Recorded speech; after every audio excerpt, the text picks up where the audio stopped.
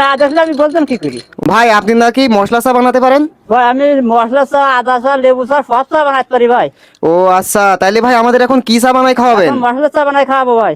ও, এটা তো আমি কোনো সময় খাইনি, এটা কি আসলে স্বাদ হবে? হ্যাঁ, তো খাই দেখবেন আপনি কেমন লাগে। আচ্ছা ভাই, আপনি তাহলে প্রস্তুত করেন। এই আমার কাছে আমি দোকানদারি তাই দেখো পাচ্ছে। না না না, এবার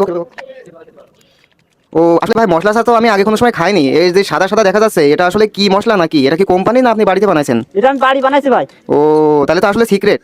ঠিক রেট মানে একদম এত সব কিছু দেওয়া ভাই। ও তাহলে আর যারা দূর থেকে আপনার এই চা খেতে আসবে, তারা তো জানে না বা আপনার দোকানটা কোন জায়গায়, আপনি যদি ভিডিওর ভিতরে যদি বলে দিতেন। আমার এটা সরসকাঠি বাজার, কলেজ গেটের পূর্ব পাশে।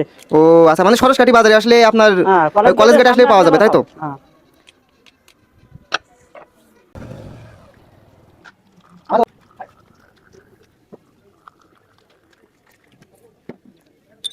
কত বছর ধরে এই ব্যবসা করছেন নাকি? এই 10 বছর ধরে ভাই। ও আচ্ছা, তাহলে তো আসলে চা অনেক স্বাদ হবে।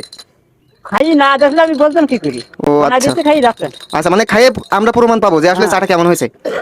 আমরাও তো আশা করতেছি আসলে চাটা অনেক স্বাদ হবে, যেহেতু মশলা চা আমরা আগে কোনোদিন ট্রাই করিনি, এই প্রথম।